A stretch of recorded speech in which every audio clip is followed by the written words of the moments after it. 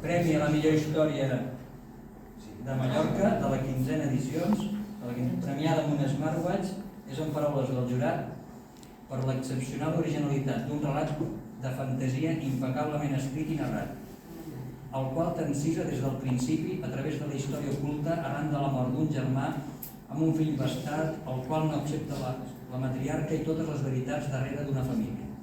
L'autora aconsegueix encisar i corprendre el lector amb una narració perfectament executada i sorprenent. I és per Sílvia Ribó Marí, d'Elies Montserrat.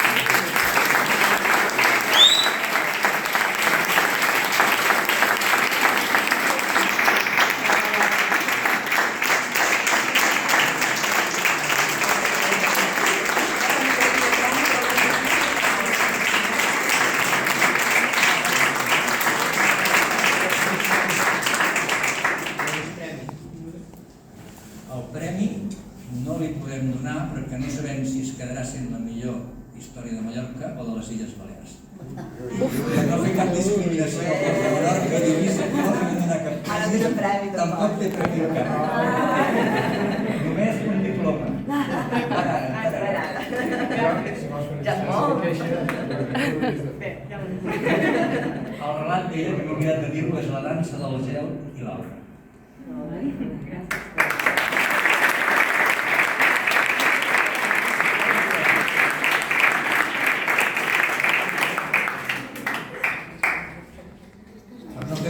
I posar-vos els tres drets, us aniré cridant un per un.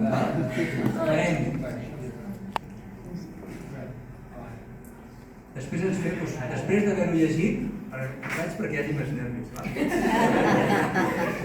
Com que la Corana no es posa nerviosa, no podia parlar l'altre dia.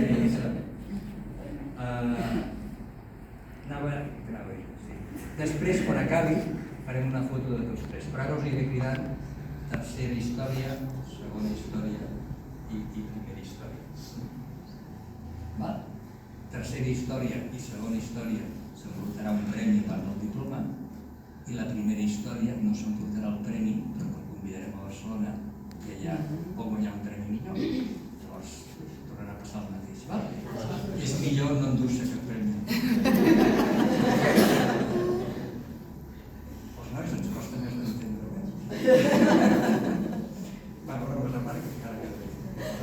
Va, comencem.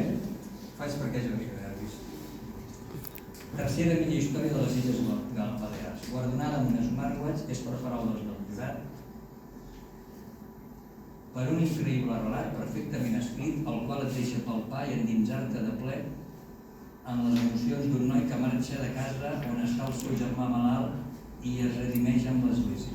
Una immersió plena en els pecats que ens governen com la culpa o l'egoisme i com la fe et pot salvar o no. I és per Corana Tomasevich del Col·legi Mestral d'Eivissa.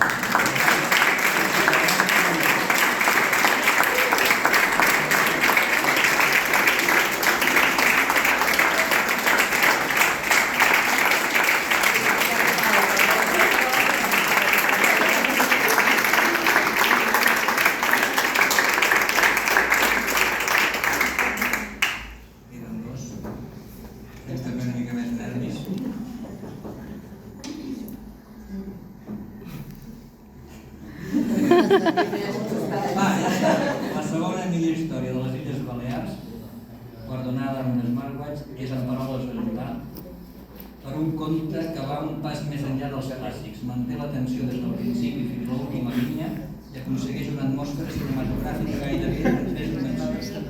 Juga amb precisió amb les situacions que viuen els protagonistes i les va farcint d'aventures, moments èpics, poemes, cançons. En destaquem l'originalitat i la frescor del text.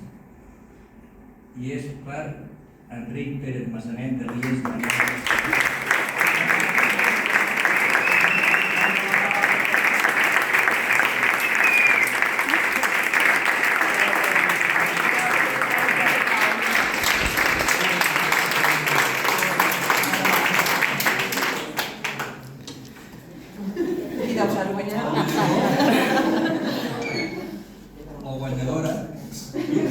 La guanyadora, perquè no pot quedar La guanyadora, la millor història de les Illes Balears, és, en paraules del jurat, per si no en recordem, per l'excepcional originalitat d'un relat de fantasia impecablement escrit i narrat, el qual t'encisa des del principi a través de la història oculta arran de la mort d'un germà, amb un fill bastard el qual no accepta la matriarca i totes les veritats darrere d'una família. L'autor aconsegueix encisar i corprendre al lector una narració perfectament executada i sorprenent. I és per Sílvia Ribó Marí.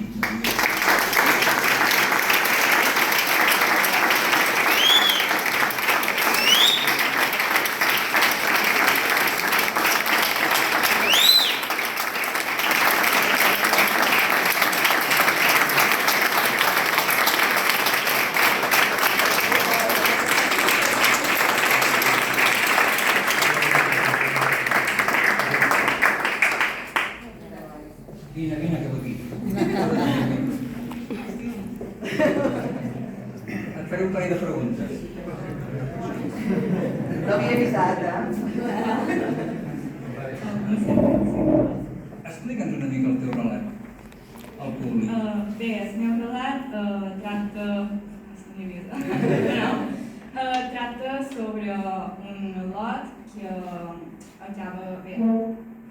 Per motius precedents, té un accident amb el seu germà i acaba greument ferit i al final mort. I no és un spoiler, passa en el principi. I arrel d'això, ja de per si tenia problemes amb la seva família perquè resultava que era un fill bastard de part del pare i per tant la mare no l'acceptava. I arrel d'això té problemes de la seva família i encara més després d'haver matat per culpa seva en el fill petit de la família. I per aquest motiu la mare el rebutja, diu que se n'ha d'anar de casa seva i ell, com que no té cap altra opció, se veu obligat a haver-se'n d'anar. I en el moment d'haver de partir, son pare li confessa una veritat i puc dir que Tu mateixa. Igualment, la història, després us la llegiu a mificcions.cat, que hi ha totes les històries, i aquesta, entre altres, us la podeu anar a llegir a la web. Però digue-ho, va. I diu que resulta que ell no és fill seu, era fill del seu germà, per tant, del seu nebot, i que el seu germà s'havia juntat amb una fae, que és una fada, i resultava que era una mescla de les dues espècies que a més estan enfrontades, són dos regnes enfrontats i bé, això, que li diu que tal vegada la seva mare continuï viva en l'altre regne i que li diu que se'n pot anar a veure si la troba i a veure si allà l'accepta. Molt bé.